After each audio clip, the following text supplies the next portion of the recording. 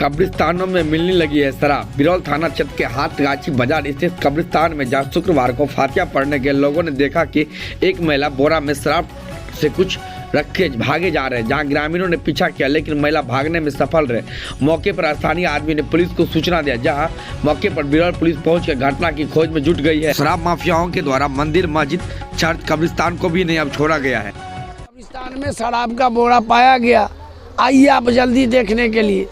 तो हम वहाँ से आए और यहाँ देखा तो कुछ 2-4 आदमी और भी पहले पहुँच गए थे। तो देखा कि हकीकत में वो शराब का थैली है जो बोरा में पैक है। देखने के बाद हमने नौशाद से कहा, नौशाद भी आया, उप सरपंच अब्दुल मन्नान भी आए। उन लोगों से कहे कि भाई आप प्रशासन को कॉल कीजिए ताकि प्रशासन आके छानबीन करे। हो सकता है कि आने वाला समय में कहे कि मुसलमान ही उस चीज़ को वहाँ रखवा दिया या रख दिया, हम लोग को बताया जा रहा है।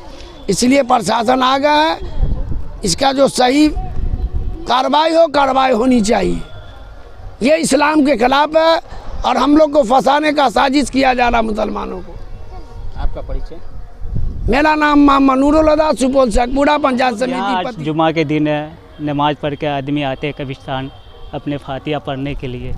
इन्हीं के अनुसार आए फातिया पढ़ने के लिए। फातिया पढ़ रहे थे क्योंकि कुछ नज़र फेरा इधर इधर, तो एक लेडीज़ को देखे उधर से आते हुए, वहाँ पर बोरा रखी और वहाँ से वो वापस लौट गई। फिर हम लोग उसको शक्ल नहीं देख पाए लेकिन सारी में उसमें पता चला।